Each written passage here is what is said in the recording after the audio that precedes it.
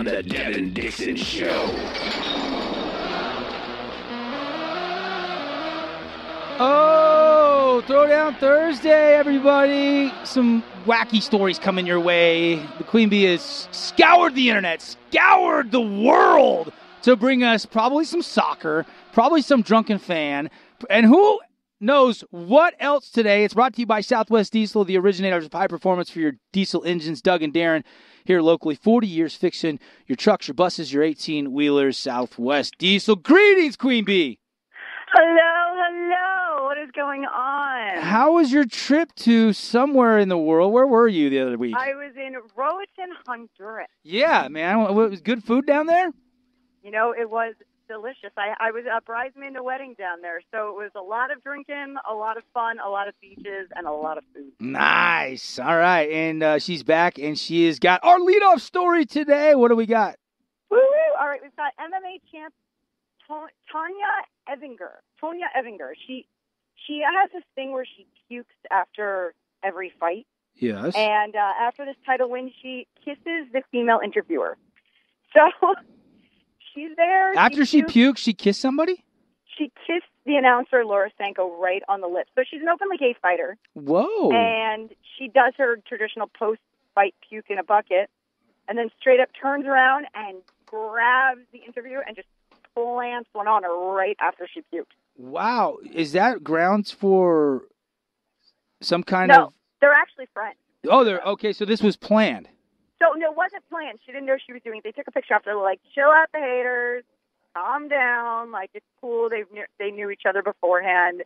But nobody saw that coming. No one even knew they were friends. So they took a picture after, and they're like, yo, we're good. Like, it's funny. Whatever. Everybody calm down. But, yeah, no one saw it coming, and she, like, planted one on her. Wow. Like, hard, right after she puked. Okay, so they're friends with benefits is what you're saying. No, they're not. Oh, they're just friends. The other chick is straight. Oh, okay. You've really thrown me for a curveball with this story. Oh, yeah, totally. Like the other chick, the interview. We've got MMA, puking, kissing. We've got same-sex kisses. I don't know what's going on here. I've already lost control of this segment. What's our next story? No, that's how I know I'm doing good already. All right. So a coach who's trying to run away from a celebratory beer shower, a German coach, mind you, actually pulled a hamstring. So I think he's the first German in history to have hurt himself avoiding beer. But so it was Leipzig manager Ralph Rangnick. So they were having a great time, and they're chasing him with a giant thing of beer. And then, fell down and pulled his hammy. And that takes weeks and sometimes months to really get back to normal, man. Those hammies can linger. Man, just wash your clothes, man. I mean, he was worried he was going to go home smelling like a brewery, and his old lady was going to be mad at him.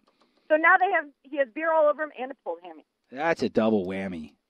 I'm sure it must have been like Ham's beer or like Old Milwaukee's Best.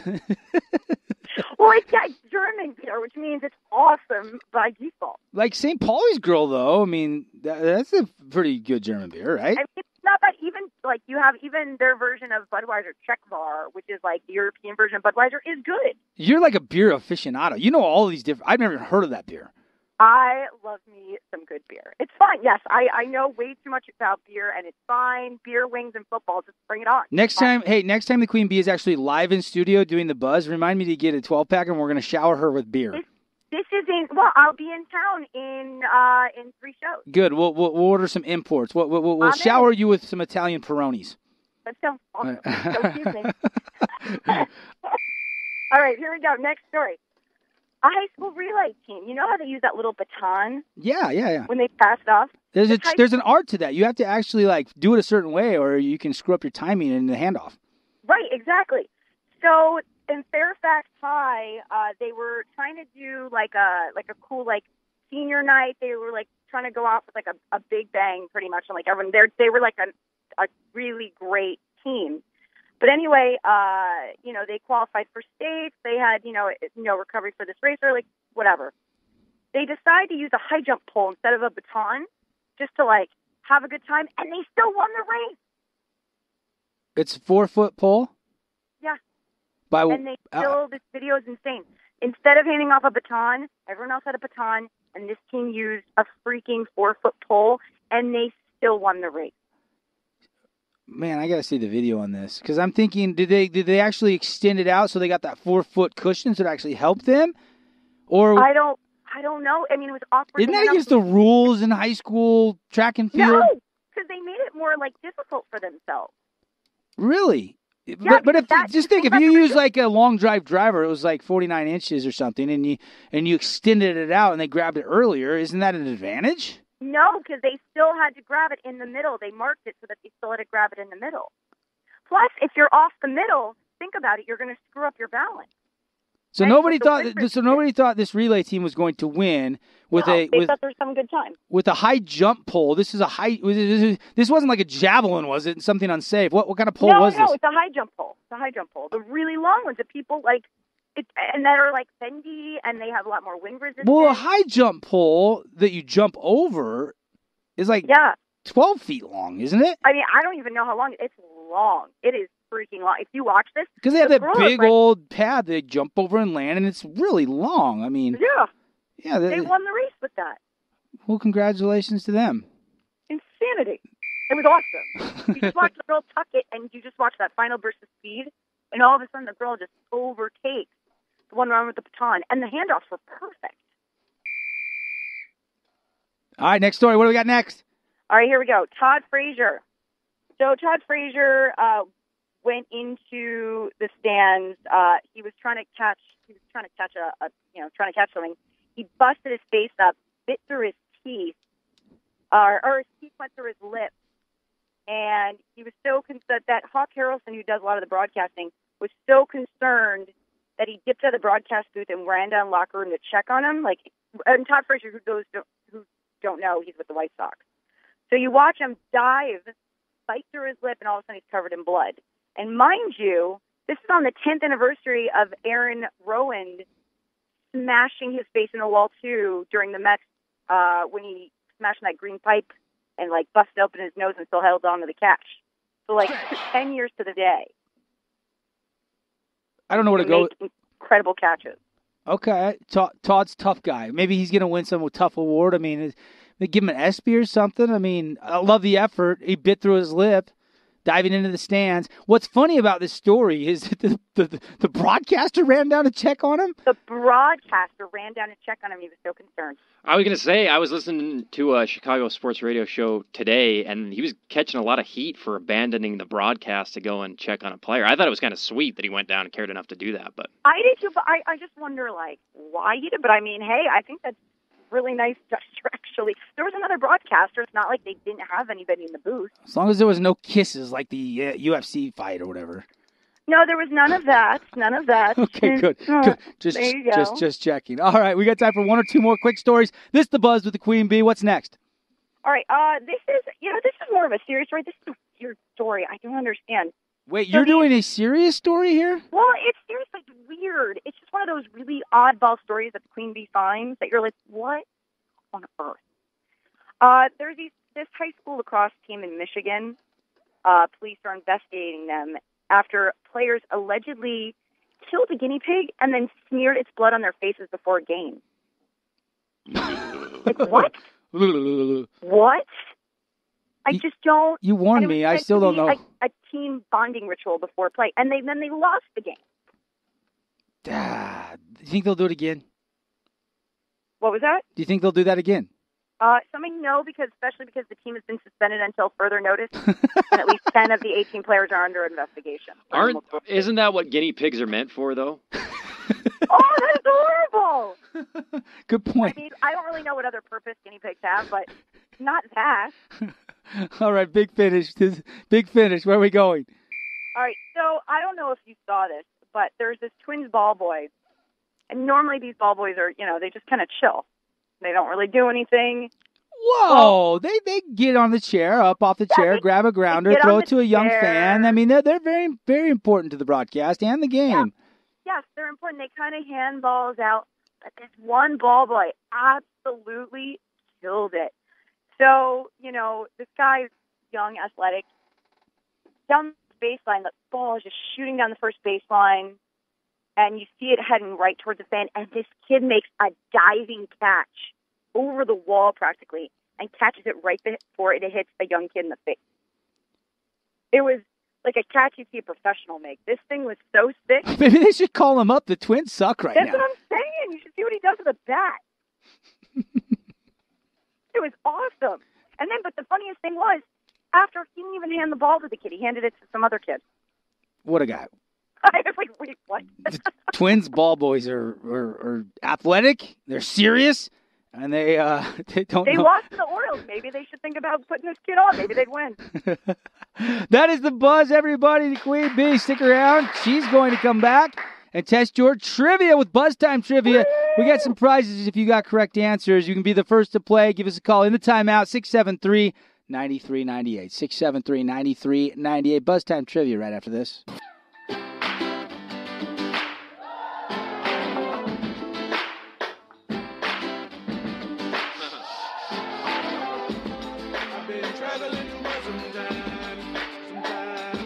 It's the Devin Dixon Show. That's my cue. That's me. Hey, we're having fun. Throwdown Thursday, and time for Buzz Time Trivia for your listening enjoyment and to win some fantastic prizes and parting gifts for our studio audience listeners. All right, the Queen Bee in one corner. And our first contestant, who we got, Andy? Who's our first contestant? We got Tom. Tom, how you doing? Good. All right, here we go. All right, this is NBA trivia, of course, because we're in the NBA, last throws of the season. So what Indiana Pacer did Knicks fan Spike Lee anger during the 94 playoffs by calling him Cheryl? Tom, what do you think? Played for Indiana. Indiana. What'd Indiana. No, Reggie Miller. But he had the right player on the right team. All he said was Indiana. I said, what Indiana Pacer? Oh, I said, is it Indiana? I was going to try to guess it. Oh, well, then we'll give him another one. Yeah, give him another question because now we've ruined it. All right, fine. What NBA team became the first to defeat the Boston Celtics in 12 games straight in 95? Houston Rockets. No, it was the New York Knicks. When we had The Knickerbockers. All right. 673-9398. 673-9398. Let's go to contestant number 2. What's your name? Mike, here we go. What NBA team started out in 1948 as the Tri-Cities Blackhawks? The Tri-City Blackhawks? Tri-Cities Blackhawks. Tri-Cities Blackhawks. What was the year?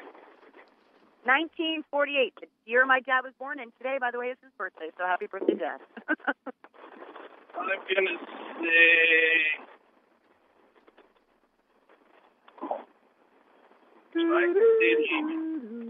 What is it? Minnesota Timberwolves. No, it is the Atlanta Hawks. The Hawks. The Tri-City. Is there 3 cities there? Was it in Atlanta or was it a different city? Now, I did not know the answer to that question. I'm not going to pretend I did. I don't know. I did not honestly research that more, to be honest. All right, 673-9398, 673-9398. If you want to play Buzz Time Trivia, hit us up. We'll get to as many contestants as we can. Let's get a winner here. What's your name? Robert. Here we go. What year was the actual basketball ball invented? What year was the basketball invented? Not the game, the actual ball, but the ball would have to have been invented at the same time as the game, would it not? Or before? I mean, if it's the current ball now, then no, it wouldn't have. I don't. If the ball was. Is this a trick question, Queen Bee? No. That's a pretty tough one. 1912. No, 1929. But he was thinking back. Which I like. Robert, good guess. Lots of people, all my listening audience is going to have a hard time with that one, and they're pretty smart. That's just not a fair question.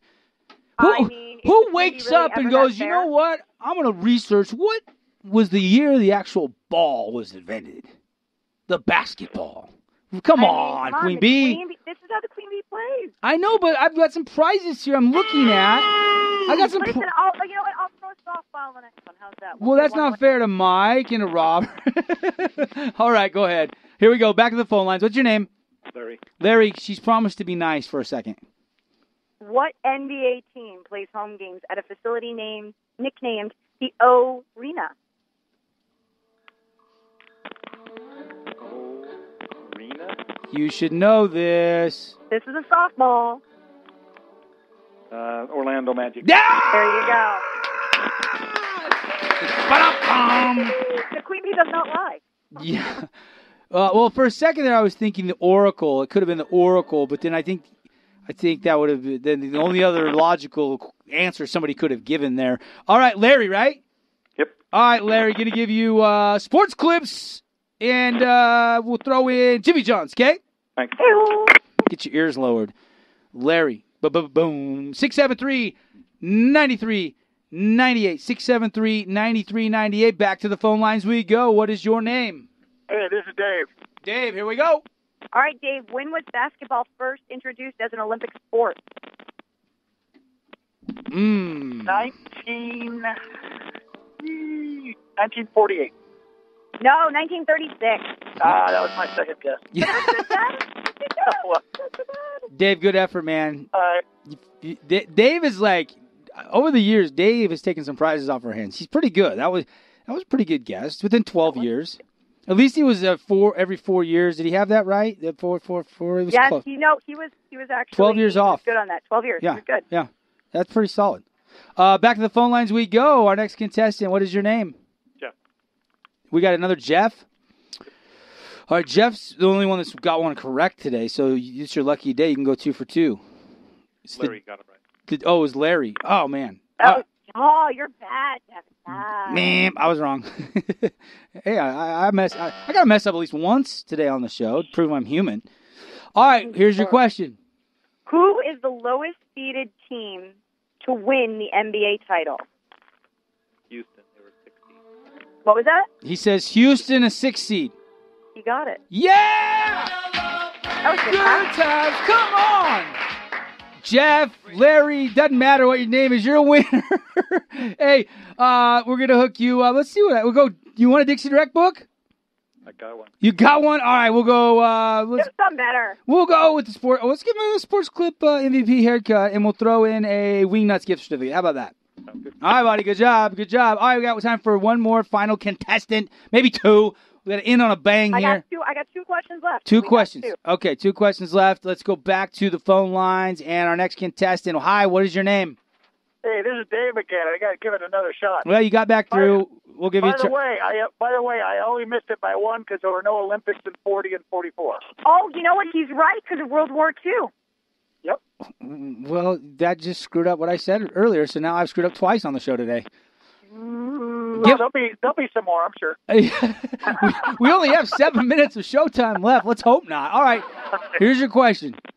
What NBA team drafted the great Pete Maverick? Pete Marinovich. Pete Maravich. Pete Maravich. Maravich? Just call him Pistol Pete. Yeah, there you go. See, now you screwed up, so we're even. It was the New Orleans Jazz. No, it was actually the Atlanta Hawks. Really? Gee, I'm 0 for 2 today. I'm going to give up.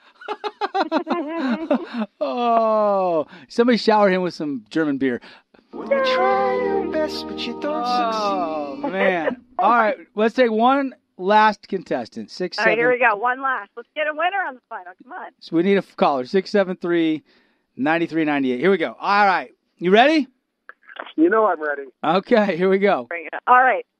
Who is the NBA's career steals leader? John Stockton. You got it. That was a softball.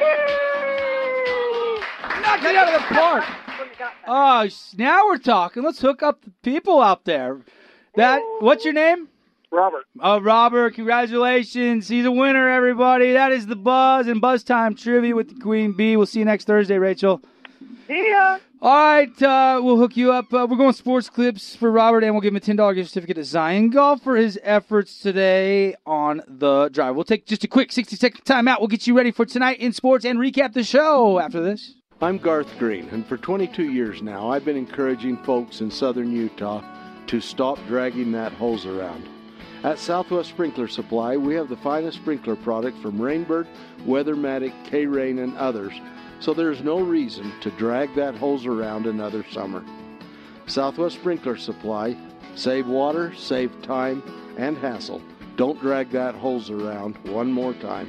Let's just go fishing. This is Brett from Fabulous Freddy's. For going on 16 years, Fabulous Freddy's has been your #1 stop for the best full-service car wash in town. That means from start to finish, your car gets washed, hand-dried, vacuumed, and the interior cleaned, all while you sit back and relax at either of our Southern Utah locations. And exciting news, if you love ice cream or popcorn, you can now enjoy Dippin' Dots and Doc Popcorn inside our Bluff Street location. So fabulous.